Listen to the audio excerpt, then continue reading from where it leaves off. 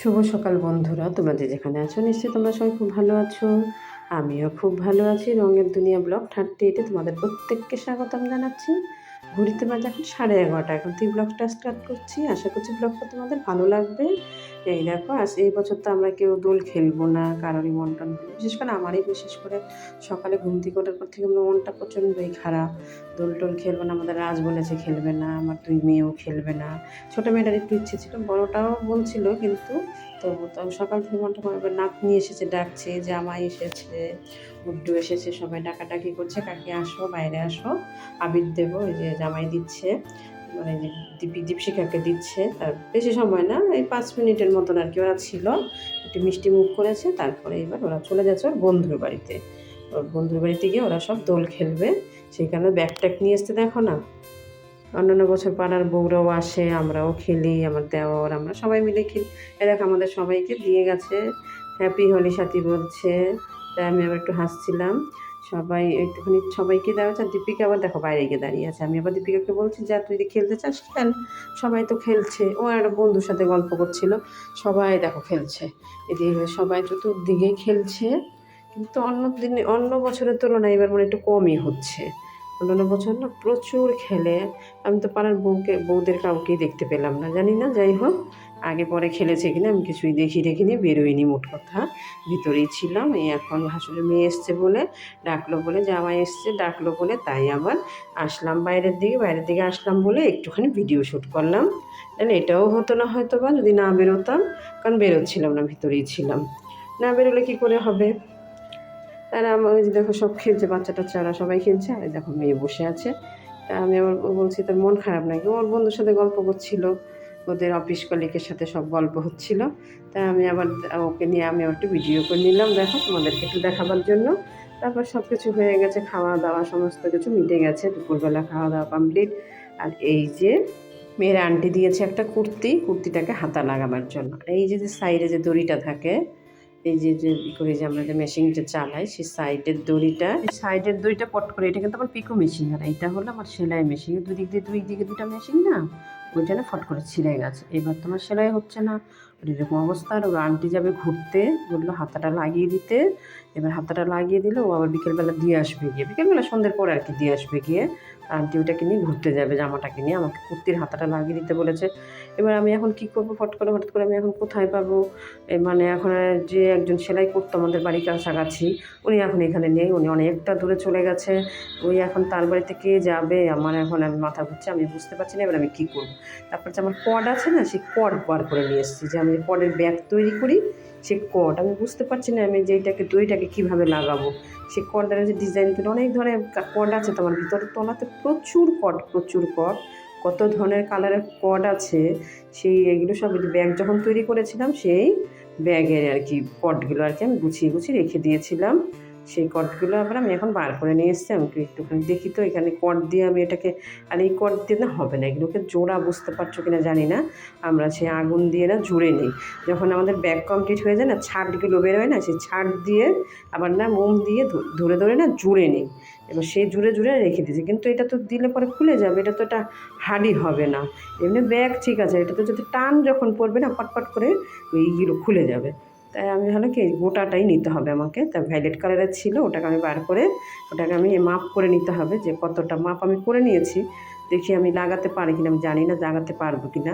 যদি আমি না ম্যানেজ করতে পারি, এবার কার কাছে নিয়ে যাবো আমি বুঝতে পারছি না। আর যেহেতু এখন আর্জেন্ট না, 2-1 দিন পরে হলে বা এখন যদি কোনো মানে করতে পারছি না, তাহলে সেটা পরে দেখা যেত। ওইটাকে দিয়ে ওই ভিতর দিকে বার করে নিয়ে আমি দেখি সেটিং করতে পারি কিনা। আমি বুঝতে পারছি না কীভাবে করবো, আমি তো কখনো করিনি, এই ফার্স্ট। মেশিন চালাই ঠিক কথাই, মেশিনে কাজ করছি ঠিক কথা, যখন কাজ করে তখন কাজ করছি, মেশিন সম্পর্কে না অত কিছু আমার আইডিয়াটা নেই। তারপর আমি লাগাবার চেষ্টা করছি, কিন্তু মনে হচ্ছে যেন আমি কিছুতেই সেটিং করতে পারছি না। যতবারই লাগাতে চাইছি ততবারই খুলে যাচ্ছে, কারণ ওই দিক থেকে না লাগালে তবে এই দিকটা নিয়ে আসতে পারবো না। না, এই দেখো আমি তারপরে কি করেছি, ওখানে ওই একটা ভাবলাম কি আগে জুড়ে নিই, মাপটা তো আমি করেই নিয়েছিলাম। এবার আমাকে মোমটা দিয়ে না এই কর্ড জুড়তে হবে। মোমটাকে আমি জ্বালিয়ে নিয়েছি, না নিয়ে এবার আমি কর্ড জুড়বো।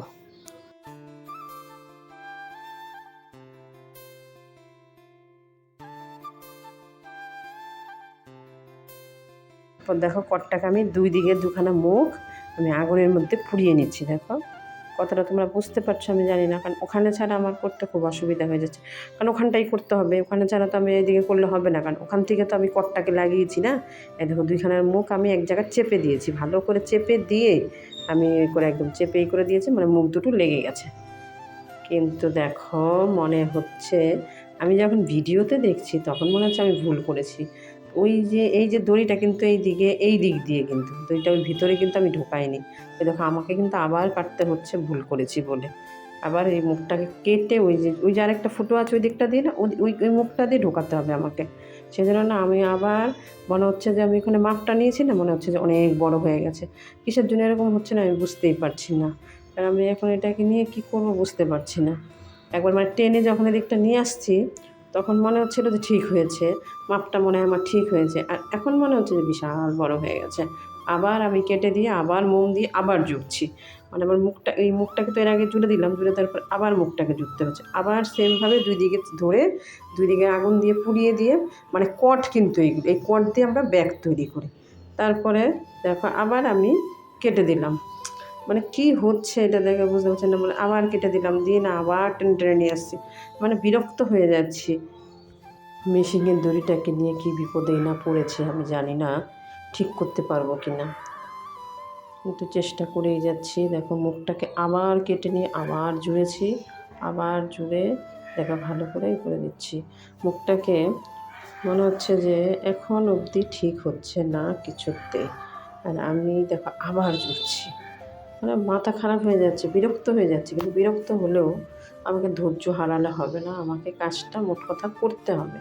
কাজটাকে করতে আবার কেটে দিয়েছি, মানে মনে হচ্ছে যে দড়িটাই হয়ে একবার মনে হচ্ছে ছোটো হয়ে গেলো, আবার মনে হচ্ছে বড়ো হয়ে গেলো, একবার বড়ো হয়ে গেছিলো আবার যে মানে ছোটো হয়ে গেছিলো আবার ওটাকে জুড়ে নিয়েছিলাম খানিকটা, মানে তখন কেটে দিয়েছি মনে হচ্ছিলো বড় হয়ে যাচ্ছে। মানে আদৌ কীভাবে লাগায় এটা তো আমি সেটা জানি না, না জানলে যেটা হয় আর কি। আমি তো কখনো এইভাবে লাগাইনি, আমার নতুন অবস্থায়, এটা আমার 10-12 বছর বেশি হয়ে গেছে মেশিনটা, সেই থেকে তো এই অবস্থায় আছে না, সেই কারণে আমি বুঝতেই পারছি না যে মেশিনটা। আর আমি কিন্তু দেখো ওই যে দুই দিক যেই ঢোকানের যে দড়িটা, একটা দিক ঢোকানের দড়িটা ওই জায়গাটা কিন্তু আছে দড়িটা, আরেকটা দিকে কিন্তু নেই। এখন আমি ভাবছি নিচের দিকটা লাগাবার, চাকাটার মধ্যে লাগাবার চেষ্টা করছি, লাগিয়ে ওই দিকটা সেটিং না করলে তো আমি এই দিকটা সেটিং করতে পারবো না। এখন দেখো কত বড় মনে হচ্ছে, আবার আমার এখন না কান্না পাচ্ছে, আমি এবার কী করবো বুঝতে পারছি না। এবার মনে হচ্ছে একবার মনে হচ্ছিলো একেবারেই ছোটো হয়ে গেছে, আবার মনে হচ্ছে যে এখন অনেক বড় হয়ে গেছে, এই দেখো মনে হচ্ছে না অনেকটা বড় হয়ে গেছে। এখন আমি ভাবছি এই জায়গাটাকে কী করতে হবে, ওখান থেকে টেনে নিয়ে আসতে হবে, নিয়ে এসে টাইট করে না ওইখানটা কেটে দিয়ে না গিট মেরে দিতে হবে, তাহলে যদি আমি ঠিক করতে পারি, কারণ আমি কিছুতেই না এটাকে ম্যানেজ করতে পারছি না। আমার এখন খুব কান্না পাচ্ছে, আমি কি বিপদেই না পড়েছি মেশিনের এই দড়িটাকে নিয়ে। এবার না আমি ভালো করে এবার না টাইট করে বেঁধে দিচ্ছি, দেখো পুরো টাইট করে ওইটাকে বেঁধে দিচ্ছি। এই দেখো বেঁধে এটা দড়িটা এরকমভাবেই থাকে, কারণ আমি ওই দড়িটা দেখে নিয়েছি। এবার টাইট করে না ওই যে বেশি দড়িটা যেটা, মানে দড়িটা বলতে গেলে কর্ড আর কি, ওই বেশি দড়িটাকে না আমি কেটে দিলাম, কেটে দিয়ে আমি না কেটে ভালো করে যে মুখটাকে না জুড়ে দিতে হবে। মুখটাকে না জুড়লে তো বলবি হয়ে যাবে না, খুলে যাবে না, সেখানে মুখটাকে আবার জুড়ছি। এই নিয়ে 7 বার জুড়লাম, মানে দেখো আমি জুড়েই যাচ্ছি আর করেই যাচ্ছি এরকম, বুঝি না প্রচণ্ড করে আবার এবার খুলে গেছে ফট করে। এবার আমি যেই করছিলাম মানে এবার এমন বিরক্ত হয়ে যাচ্ছি না, আমার আর ভালো লাগছে না। এবার দেখো আমি আবার ওটাকে নিয়ে এবার কি গিট মারার চেষ্টা করছি, দেখি তো গিটটা মেরে আমি এটাকে টাইট করতে পারি কিনা। কিছুতেই তো ম্যানেজ করতে পারছি না, এরকম বিপদে আমি কখনো পড়িনি তো, কারণ কখনো হয়নি তো, আমি কী করে এরকম বিপদে পড়বো।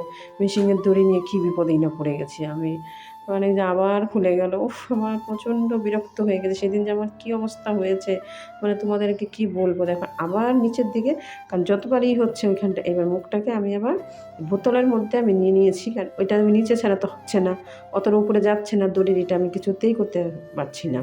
তারপরে যদি এরকম দড়িটার মধ্যে এইটার মধ্যে আর কি নিয়ে নিচ্ছি সাইডে, চাকাটাকে ধরে না এবার মনে হচ্ছে টাইট হয়েছে, কিন্তু এবার না মোমটাকে দিয়ে আমি কী করে এই জায়গাটাকে জুড়ব কিছুতেই। যাই হোক বোতলের উপরে মোমটা রেখে দিয়ে আমি ওটাকে ধরে না চেপে এটাকে লাগাবার চেষ্টা করছি, দেখি তো আমি লাগিয়ে ওইটাকে ঠিক করতে পারি কি না। বুঝতে পারছি না যে ঠিক হবে কি না, জানি না, দেখি তাও চেষ্টা তো একবার করতেই হবে। আমি চেষ্টা করে যখন একান্তই যখন না পারি, তখন আগে যেমন আমি মেশিনে যদি কোনো কিছু হয়ে যায়, আগে নিজে তো অনেকবার চেষ্টা করি যে তখনে মনে হচ্ছে যে এইবার মনে হচ্ছে যে হচ্ছে, কিন্তু ঢেলা হচ্ছে, বুঝতে পারছি না টাইটটা কী করে হবে। টাইট না, এই দেখো আবার খুলে গেল। মানে কী তোমরা কতটা বুঝতে পারছো আমি জানি না। ভিডিওটা ভালো লাগলে একটা লাইক করতে ভুলবে না। যারা যারা চ্যানেলটাকে সাবস্ক্রাইব করোনি প্লিজ করে দিও। পাশে থাকা বেল আইকন অন করে দেবে, নোটিফিকেশান তোমাদের কাছে সবার আগে পৌঁছে যাবে। এই দেখো আমি এবার না চেষ্টা করছি যে, কিন্তু তবু দেখো ঢেলা হয়ে গেছে, পুরো ঢেলা হয়ে গেছে। তাও মনে হচ্ছে যে আমার ওইটা ঠিক হয়নি, আমার না ভালো লাগছে না। আমি না ওই জামাটাকে নিয়ে না চেষ্টা করছি, কিন্তু কিছুতেই আমার চাকা ঘুরছে না।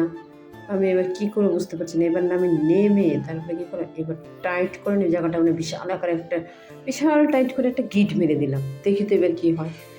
যা হয় হবে, যদি না হয় তাহলে আমি ওই ওনার বাড়িতে যেতে হবে। যে আগেই বৌদি আমাদের এখানে সেলাই বৌদি ছিল না, ওনার বাড়িটা অনেকটাই দূর। যাই হোক ওনার কাছে যেতে হবে, কিছু করার নেই, দরকার হলে তো যেতেই হবে। পুরো মানে আমি ঘেমে গেছি, মানে এটার পেছনে করতে করতে কিছুই না। কিন্তু এবার বুঝতে পারছি না, এবার একটু মনে হচ্ছে টাইট হয়েছে। দেখি এবার কি হয়, সেলাইটা আমি করতে পারি কি না।